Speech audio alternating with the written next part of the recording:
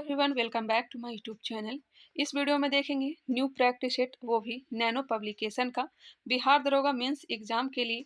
और इसमें total practice set दिया गया है 25 और साथ ही साथ 2018-2022 का घटना चक्र भी दिए गए हैं, जिसे हम लोग लास्ट में कंप्लीट करेंगे। फिलहाल हम लोग प्रैक्टिस सेट नंबर 1 को लगाने वाले हैं। बहुत ही अच्छा प्रश्न इसमें दिया गया, मैंने भी इसे लगाया है। आप लोग भी ज़्यादा से ज़्यादा आंसर सॉल्व करने का प्रयास करिएगा, सही करने का प्रयास करिएगा। अगर ये वीडियो पसंद आता है तो इसे लाइक करिएगा और कमेंट करके ज़रूर बताइएगा। फिलहाल इसे स्टार्ट करते हैं। फर्स्ट नंबर क्वेश्चन पे आप लोग गौर करेंगे। पानी की कमी के कारण कोशिका के संकुचित भित्ति से अलग होने की प्रक्रिया को क्या कहा जाता है? पानी की कमी के कारण कोशिका के संकुचित भित्ति से अलग होने की प्रक्रिया को क्या कहा जाता है? इसे कहते हैं प्लाज्मोलिसिस। क्या कहते हैं? प्लाज्मोलिसिस कहते हैं। इसके साथ साथ हम लोग डिस्कशन भी देखते चलेंगे। यहाँ पे दिया भी गया है, पानी की कमी के कारण कोशिका के संकुचित होकर कोशिका भित्ति से अलग होने की प्रक्रिया को प्लाज्मोलिसिस या फिर जीव द्रव कुंचन कहते हैं। जीव द्रव कुंचन या फिर प्लाज्मोलिसिस कहते हैं। क्वेश्चन नंबर 2 है, हमारे शरीर में वसा संचायक ऊतक कौन सा है? हमारे शरीर में वसा संचायक ऊतक कौन सा है? वसा संचायक ऊतक या कौन सा है? एडिपोज ऊतक है। एडिपोज ऊतक।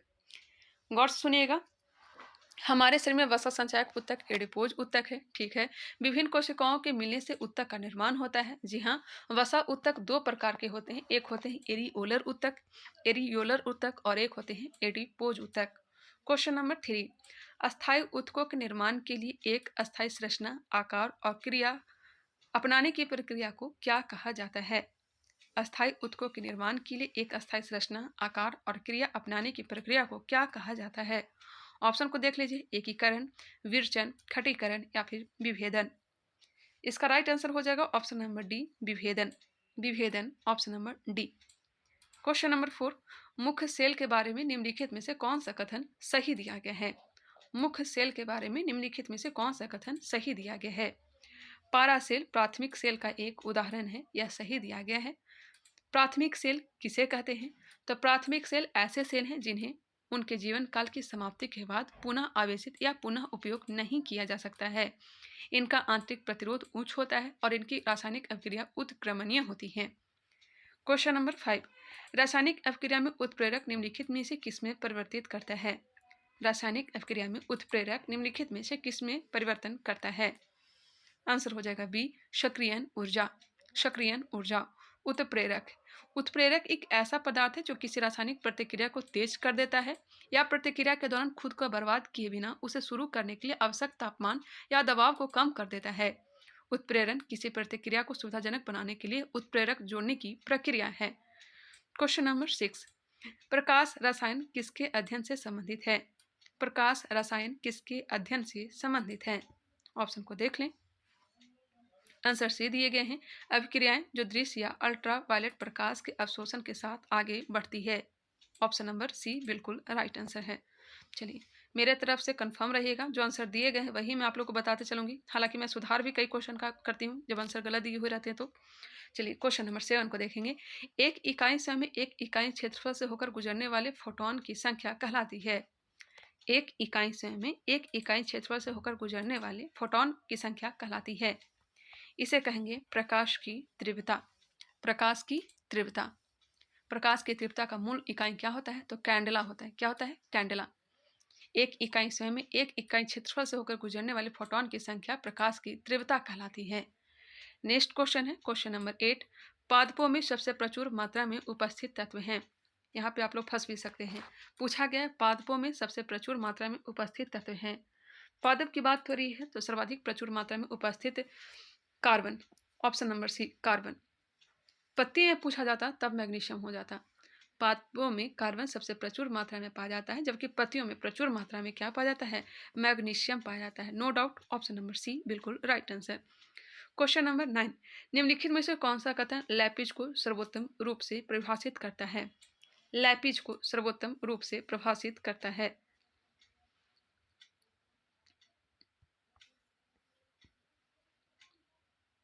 ऑप्शन को देख लीजिए। इसका आंसर हो जाएगा तेज शिखर, खांचे और लकीरों के साथ एक अनियमित सतह। तेज शिखर, खांचे और लकीरों के साथ एक अनियमित सतह, इसी को ही क्या कहते हैं? लैपिज कहा जाता है। क्वेश्चन नंबर 10, प्रवाल भित्तियों के विकास के लिए आदर्श गहराई क्या है? प्रवाल भित्ति, सर्वाधिक प्रवाल कहाँ पाए जाते हैं? ऑस्ट्रेलिया के उत्तर पूर्वी। नेक्स्ट है, प्रवाल भित्तियों के विकास के लिए आदर्श गहराई क्या है? तो 200 फीट से 300 फीट। आंसर हो जाएंगे ए, 200 फीट से 300 फीट। नेक्स्ट है, निम्नलिखित में से कौन सा शीतोष्ण घास के मैदानों की जलवायु का सबसे अच्छा वर्णन करता है? कौन सा शीतोष्ण घास के मैदानों की जलवायु का सबसे अच्छा वर्णन करता है? इसका आंसर हो जाएगा ऑप्शन नंबर डी, उपर्युक्त में से कोई नहीं। उपर्युक्त में से कोई नहीं।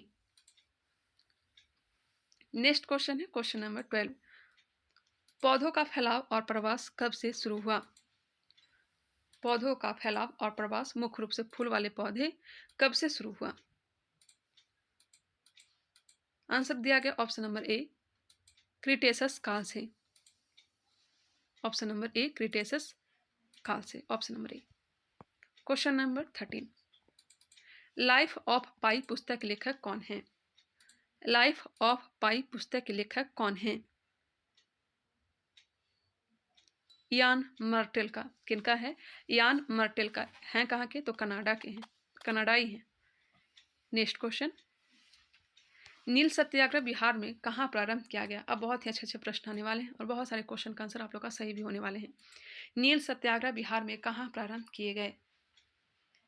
चंपारण, अप्रैल 1917। नेक्स्ट है, टोडा जनजाति कहाँ निवास करती है? टोडा जनजाति कहाँ निवास करती है? नीलगिरी के पहाड़ी में। आंसर हो जाएगा ए, नीलगिरी, केरल और तमिलनाडु ये सब क्षेत्र में फैला हुआ है। सबसे ऊंची चोटी इसका है दोदा बेटा। आंसर हो जाएंगे ऑप्शन नंबर ए। नेक्स्ट क्वेश्चन, उस वाहिनी का नाम क्या है जो पुरुष से निकलती है और शुक्राणु को शरीर में ले जाती है? उस वाहिनी का नाम क्या है जो पुरुष से निकलती है और शुक्राणु को शरीर में ले जाती है? शुक्रवाहिका। आंसर हो जाएंगे बी। लेकिन ये ध्यान रखिएगा, टोडा जनजाति जो निवास करती है यह तमिलनाडु में निवास करती है, राज्य के सापेक्ष में। नेक्स्ट क्वेश्चन है 70 नंबर, पंचायती राज पर अशोक मेहता समिति की स्थापना कब की गई? द्विस्तरीय अशोक मेहता समिति की स्थापना 1977 में किया गया था और बलवंत राय मेहता समिति 1957। उन्होंने त्रिस्तरीय दिया था। आहार नाल की सबसे बाहरी परत कहलाती है? आहार नाल की सबसे बाहरी परत कहलाती है या क्या कहलाएगा? सिरोसा। बाहरी परत क्या कहलाएगा? सिरोसा कहलाएगा। ऑप्शन नंबर ए। आहार नाल की सबसे बाहरी परत क्या कहलाएगा? सिरोसा।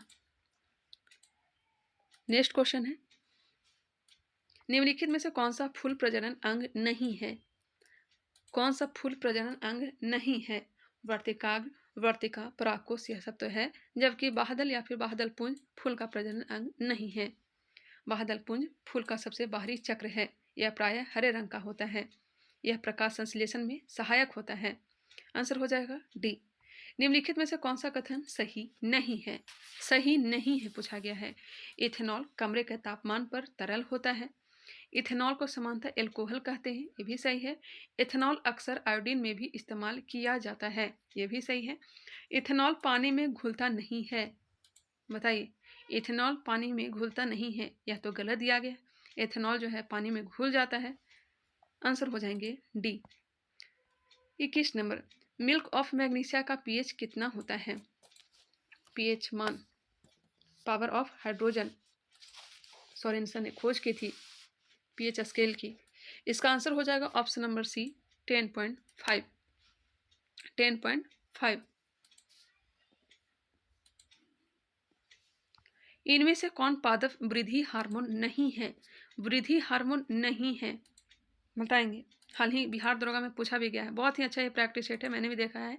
अधिकतर जो प्रश्न दिए गए हैं या घटना चक्र से भी दिए गए हैं।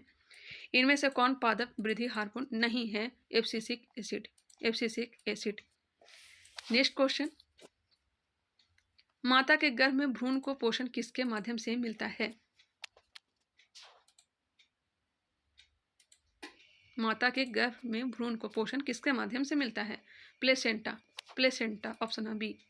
गर्म करने पर अर्धचालक का प्रतिरोध क्या होगा? बढ़ेगा, घटेगा, वही रहेगा? पहले बढ़ेगा फिर घटेगा? गर्म करने पर अर्धचालक का प्रतिरोध घटता है। क्या होगा?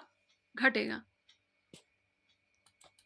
पुलिस द्वारा नशे में गाड़ी चलाने वाले की सांस की जांच के लिए फिल्टर पेपर पर क्या होता है? पुलिस द्वारा नशे में गाड़ी चलाने वाले की सांस की जांच के लिए फिल्टर पेपर पर क्या होता है? बताएंगे? ऑप्शन नंबर ए, पोटेशियम डाइक्रोमेट सल्फ्यूरिक अम्ल। पोटेशियम डाइक्रोमेट और सल्फ्यूरिक अम्ल। ऑप्शन नंबर ए। चूने का पानी किसके द्वारा दूधिया हो जाता है? चूने का पानी किसके द्वारा दूधिया हो जाता है? Carbon dioxide. Option number B, CO2। चलिए नेक्स्ट है, एजुकेशन ब्रांच पे मैं मास्टर वीडियो बना करके डाल देती हूँ, चाहे तो उसे सब्सक्राइब करना चाहे तो कर लीजिएगा। Education branch. रेत और नेफ्थलीन के मिश्रण को किसके द्वारा अलग किया जा सकता है? रेत और नेफ्थलीन के मिश्रण को किसके द्वारा अलग किया जा सकता है? आप लोग यहाँ देख सकते हैं, नेफ्थलीन जो है ऊर्ध्वपातन का उदाहरण है, तो इसे अलग करेंगे ऊर्ध्वपातन के द्वारा, सब्लिमेशन के द्वारा। आंसर हो जाएगा ए। कपूर भी ऊर्ध्वपातन का ही उदाहरण है। निम्न में से कौन सा ऊष्मा का सबसे अधिक कुचालक है? कुचालक। निम्न में से कौन सा ऊष्मा का सबसे अधिक कुचालक है? पारा। पारा। Answer C.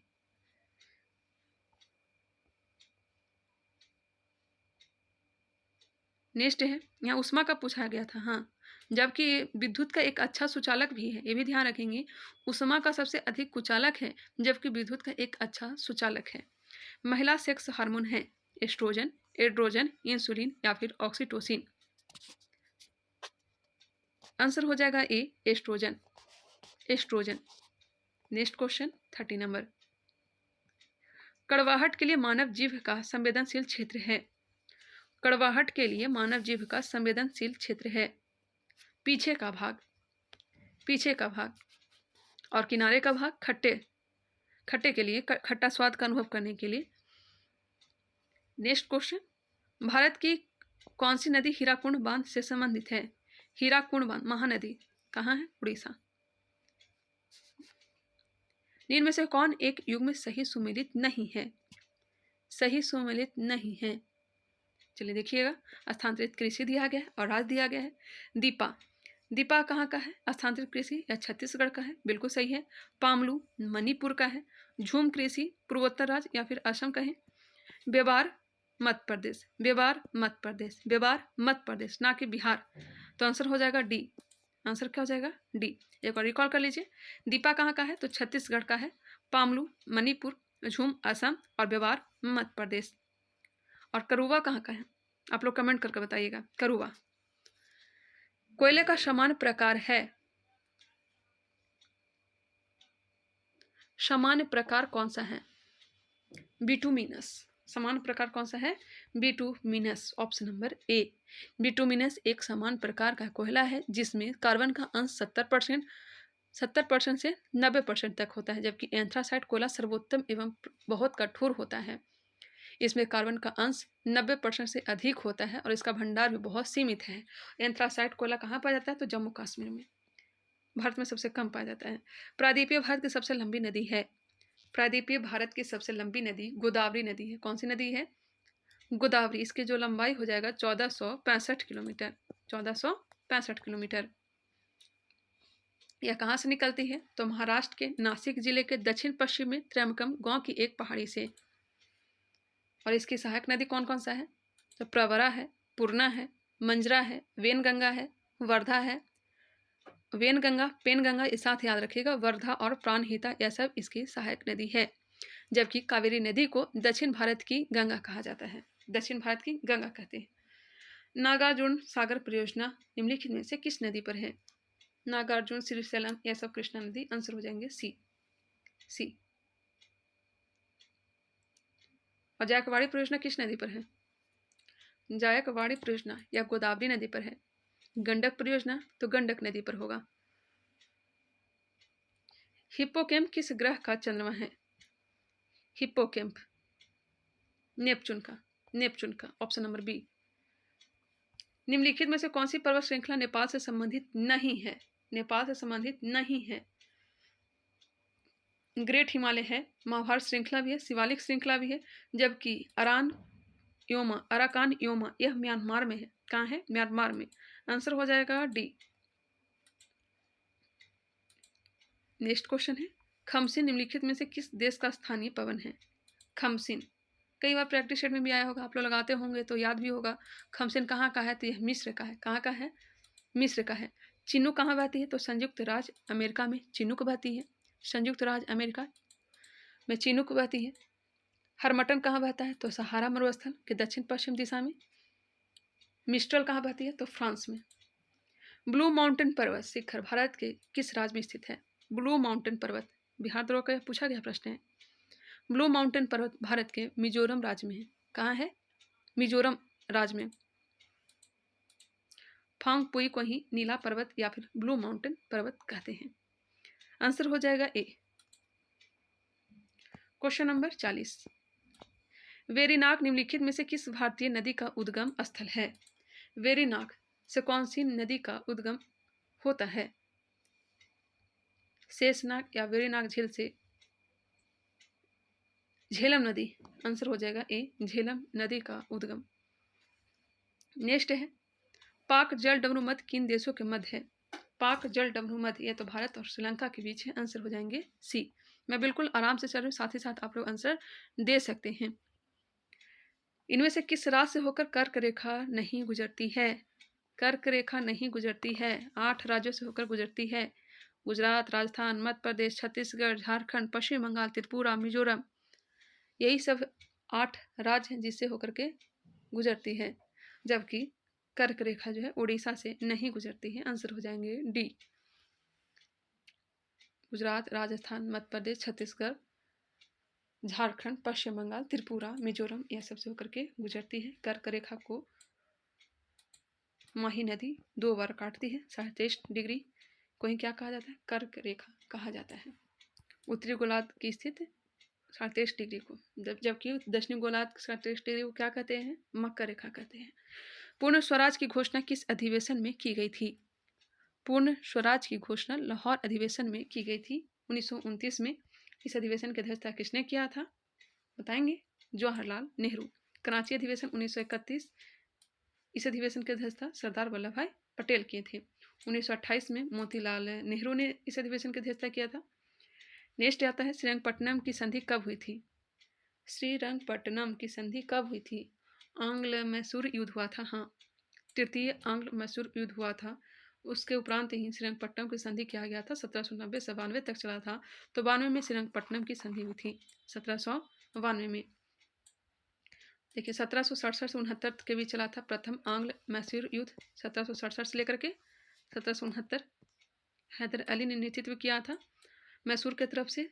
दूसरा हुआ था 1780 से 84 के बीच, और तीसरा हुआ था 90 से 92 के बीच, 1790 से 92 के बीच, और श्रीरंगपट्टनम की संधि के तहत समाप्त हुआ था। टीपू सुल्तान ने नेतृत्व किया था। तो पहला हुआ था मद्रास की संधि के तहत समाप्त, दूसरा था मंगलौर, और तीसरा हुआ था श्रीरंगपट्टनम। और 1799 में टीपू सुल्तान की तो मृत्यु हो गई थी। नेक्स्ट क्वेश्चन है, सिंधु घाटी सभ्यता से प्राप्त पशुपति शिव पर किस जानवर का अंकन नहीं है? किस जानवर का अंकन नहीं है? हाथी का है, गैंडा का है, बाघ का है। देखिए, गाय का नहीं है। सिंधु घाटी सभ्यता से गाय का साक्ष्य प्राप्त नहीं हुआ है। तो आंसर हो जाएगा बी, गाय और लोहा। बिल्कुल रट जाइए, गाय और लोहा का साक्ष्य सिंधु घाटी सभ्यता से नहीं मिला है। निम्न में से किस हड़प्पा नगर में जूते हुए खेत के निशान मिले हैं? जूता हुआ खेत का साक्ष्य मिला है कालीबंगा से। कालीबंगा से, ऑप्शन नंबर ए। जबकि मिट्टी का हल कहाँ से मिला है? वनावली से। स्टेडियम कहाँ से मिला है? तो धौलावीरा से। मोहनजोदड़ो से तो बहुत सारे चीज़ मिले थे। सबसे बड़ा अन्नागार, स्नानागार, इसके साथ साथ कांसे की नर्तकी, सूती वस्त्र, हर घर में कुआं का साक्ष्य, यह सब मोहनजोदड़ो से प्राप्त हुआ है। वही लोथल से क्या प्राप्त हुआ है? जुगल सावधान, फारस के मुहरे, फारस की मुहरे प्राप्त हुए हैं। गोदीवाड़ा का साक्ष्य यहाँ से प्राप्त हुआ है। किस दिल्ली सुल्तान ने रक्त एवं लौह की नीति अपनाई?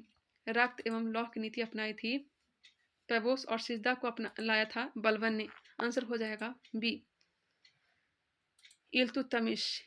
इल्तुतमिश ने तुर्कान ए चहलगान, जिसमें 40 सदस्य थे, 40वां दल जिसे कहते थे, इसकी स्थापना किया था, समाप्त किया था बलबन ने। नेक्स्ट क्वेश्चन है 48 नंबर, इक्तादारी व्यवस्था भी इल्तुतमिश ने ही प्रारंभ किया था। कुतुबुद्दीन ऐबक के बाद आराम शाह शासक बना था, उसके बाद इल्तुतमिश तीसरा दिल्ली सल्तनत का शासक बना था। साथ ही साथ ये भी ध्यान रखिएगा दिल्ली सल्तनत का वास्तविक संस्थापक है कौन, तो इल्तुतमिश ही है। इसकी बेटी का नाम रजिया सुल्तान, जिसका शासनकाल है 1236 से लेकर 1240। ज़्यादा डीपली नहीं जाना। चलिए नेक्स्ट क्वेश्चन, किस मुगल शासक ने चित्रकारी के लिए कारखाने बनवाए? चित्रकारी के लिए कारखाने किसने बनवाए थे, बताएंगे? चित्रकारी के लिए कारखाना किसने बनवाया था? इसका राइट आंसर हो जाएगा ऑप्शन नंबर बी, अकबर ने।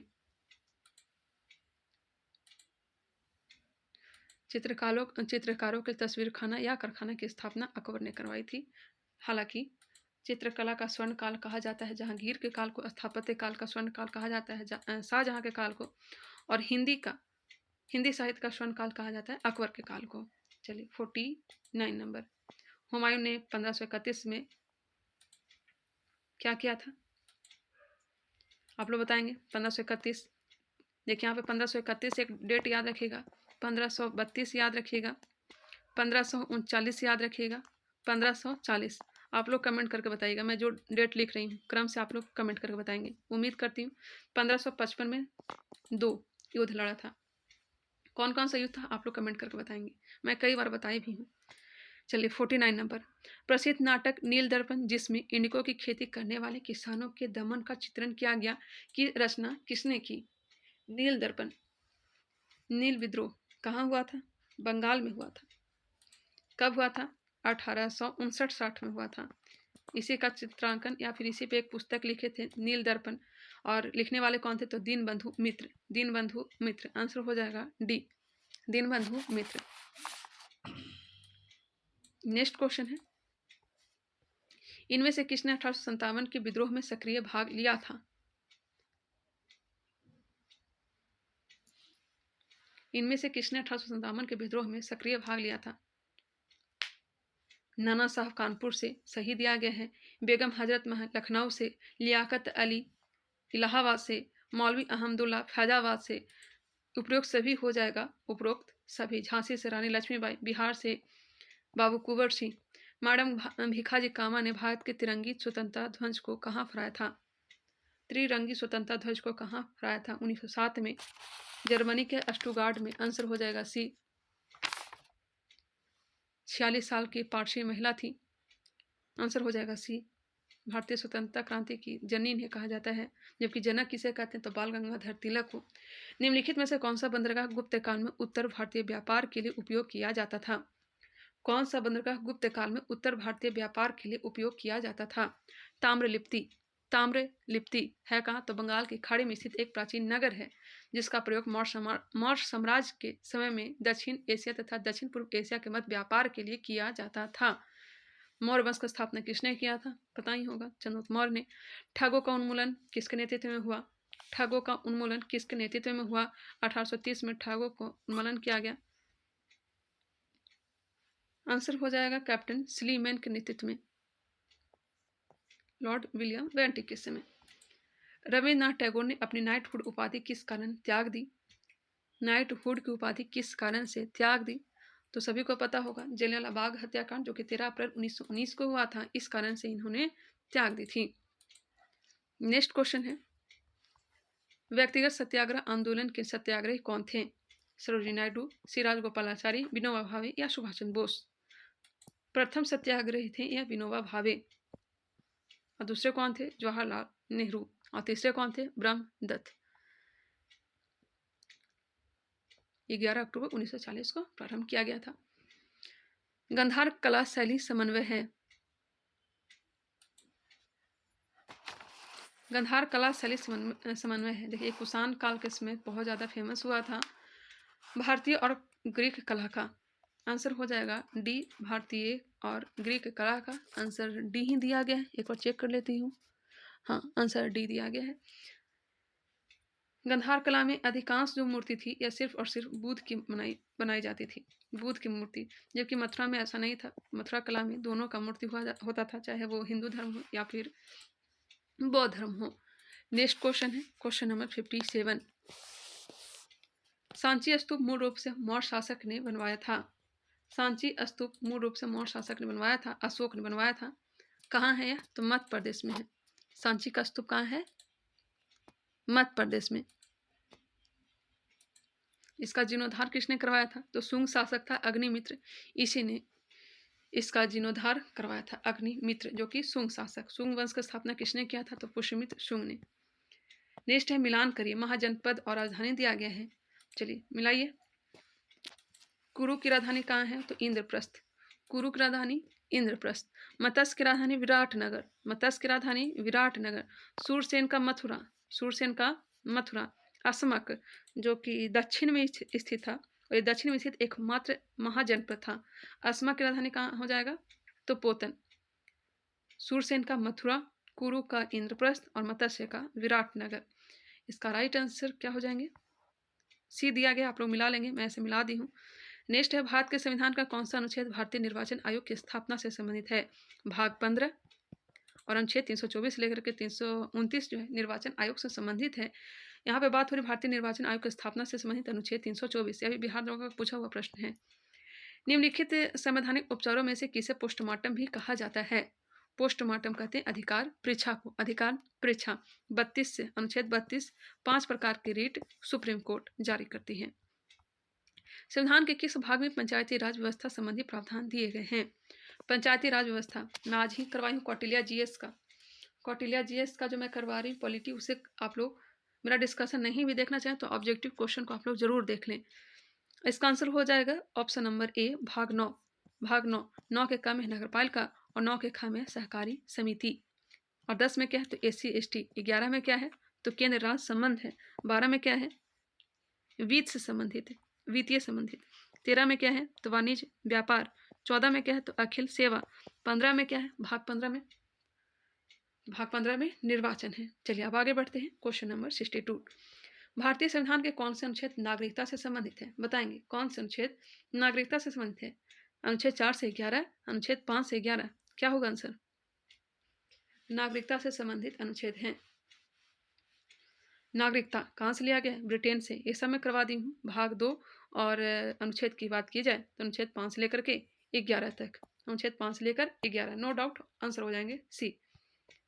भाग 1 में क्या है? तो संघ राज क्षेत्र है, राज्य एवं संघ राज क्षेत्र है। भाग 2 में नागरिकता है। भाग 3 में क्या है? तो मूल अधिकार। भाग 4 में है DPSP, नीति निर्देशक तत्व। भाग 4 के क में मूल कर्तव्य। 5 में क्या है? तो संघ की चर्चा जिसमें कार्यपालिका, न्यायपालिका, विधायिका। 6 में क्या है? तो राज्य के बारे में चर्चा किया गया। 7 को तो 7वां संविधान संशोधन 1956 के तहत निरस्त कर दिया गया, खत्म कर दिया गया। 8 में क्या है? तो 8 में हो जाएगा संघ की चर्चा, संघ क्षेत्र की चर्चा। कहने का मतलब है यूटी की चर्चा। ठीक है, 9 की बात तो हमने कर ही लिया, पंचायत। 9 के क में हमने क्या बताया? नगरपालिका। 9 के ख में सहकारी समिति, और 10 में क्या है? तो SC/ST। चलिए अब आगे बढ़ते हैं। भारत के सर्वोच्च न्यायालय ने संविधान के आधारभूत ढांचे के सिद्धांत को स्पष्ट किया। भारत के सर्वोच्च न्यायालय ने संविधान के आधारभूत ढांचे के सिद्धांत को स्पष्ट किया। आंसर बी हो जाएगा केशवानंद भारती वाद 1973। केशवानंद भारती बनाम केरल राज्य 1973। निम्नलिखित में से किस पर गतिरोध दूर करने हेतु लोकसभा और राज्यसभा की संयुक्त बैठक हो सकती है? संयुक्त बैठक अभी तक हमारे देश में 3 बार बैठक बुलाया गया है, लिया गया है ऑस्ट्रेलिया से। एक 1971, माफ करेंगे 1961, 1978 और 2002। हाँ, 1961, 1978, 2002, यही 3 संयुक्त बैठक बुलाए गए हैं। बैंक लोभी को बैंक में पीटा गया, ऐसा ही कुछ था, ट्रिक है इसका। दहेज लोभी को, हाँ देखिए 1961 दहेज से संबंधित है, 1978 बैंकिंग से संबंधित है, और 2002 जो है पोटा से संबंधित है। चलिए इसका राइट आंसर हो गया ऑप्शन नंबर ए, समान विधेयक। समान विधेयक।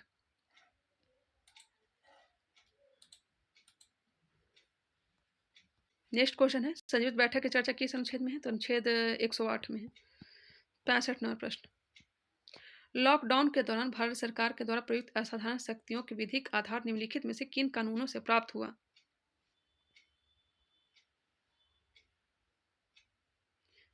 देख लें ऑप्शन। इसका जो आंसर दिया गया है डिजास्टर मैनेजमेंट एक्ट 2005 और 2 और 4 एपिडेमिक डिजीजेज एक्ट 1897। एक बार आप लोग देख लीजिए, 2 और 4 आंसर दिया गया है। Disaster management act 2005, epidemic diseases act 1897। Next question, question number 66। सूची 1 को सूची 2 के साथ सम्मिलित कीजिए। चलिए डायरेक्ट यहीं पे आ जाते हैं। अनुच्छेद 61, अनुच्छेद 61 राष्ट्रपति पर महाभियोग से संबंधित है।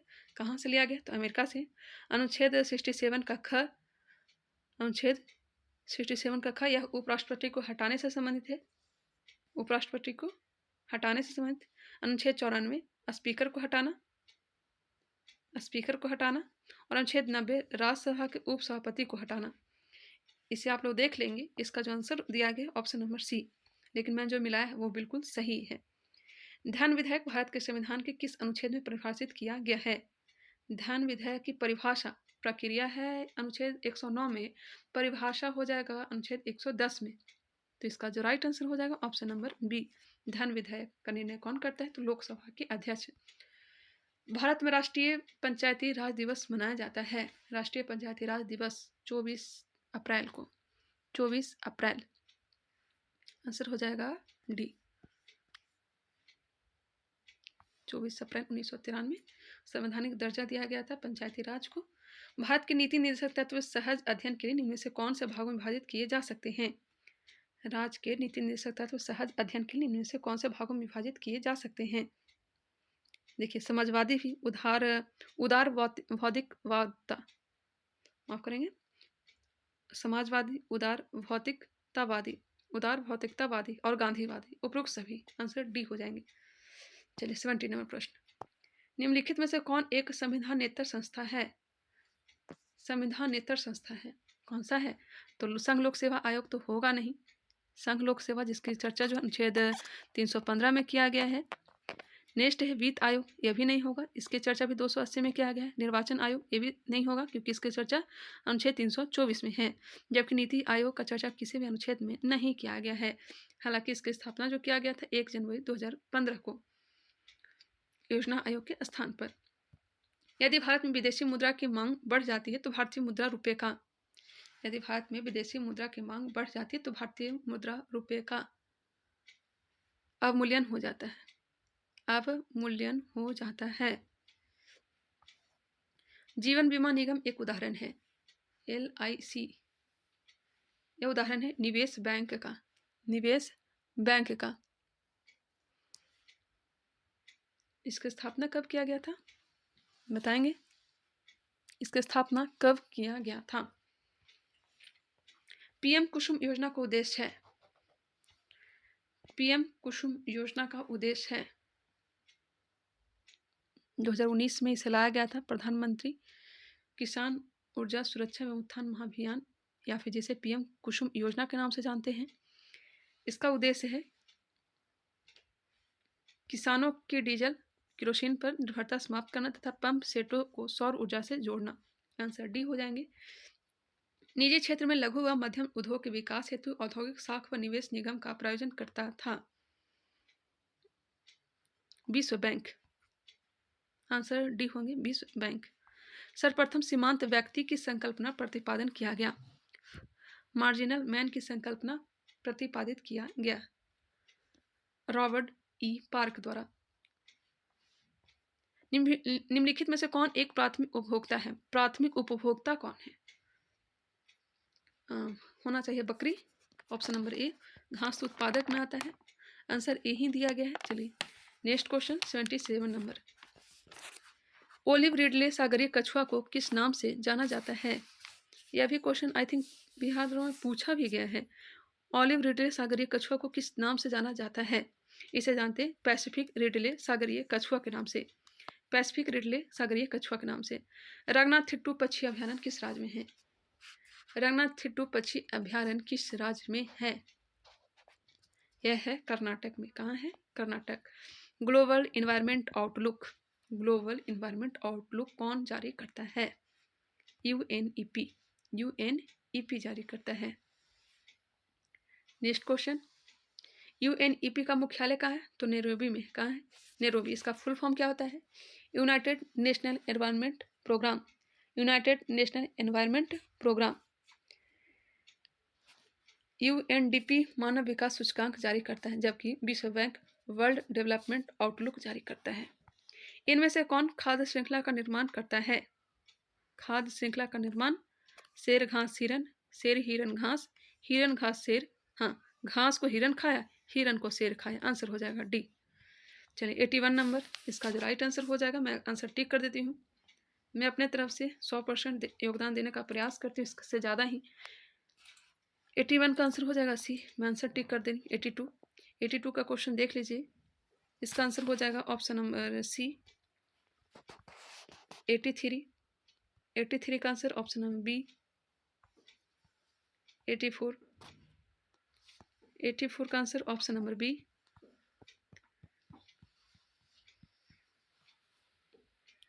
85 नंबर इसका राइट आंसर हो जाएगा option number B 86 option number C 87 option number A 88 option number B 89 number 89 का हो जाएगा बी 99 प्रश्न option number A 4 91 option number A 92 का आंसर हो जाएगा ऑप्शन नंबर डी। आज मैंने भी मैथ और रीजनिंग का क्वेश्चन सॉल्व करने का प्रयास किया था, और कुछ क्वेश्चन जो है, कुछ क्या बहुत सारे क्वेश्चन जो है मेरे सही भी हुए थे। 93 का आंसर हो जाएगा सी 94 इसे देख लीजिए, इसका जो आंसर होगा ऑप्शन नंबर बी 94 का बी 95 ऑप्शन नंबर बी 96 इसका राइट आंसर हो जाएंगे ऑप्शन नंबर सी 97 ऑप्शन हो जाएंगे डी 98 ऑप्शन नंबर बी 98 के बाद 99। हाँ, ये रहा 99। बाकी लाइक सब्सक्राइब कर लीजिएगा। अभी तक हमारे चैनल को सब्सक्राइब नहीं किया तो सब्सक्राइब ही कर लेंगे। और लास्ट प्रश्न इसका right answer option number B. मिलते हैं नेक्स्ट वीडियो में। आई होप ये वीडियो आप लोगों को पसंद आया होगा, कमेंट करके लेकिन ज़रूर बताइएगा। तब तक के लिए धन्यवाद।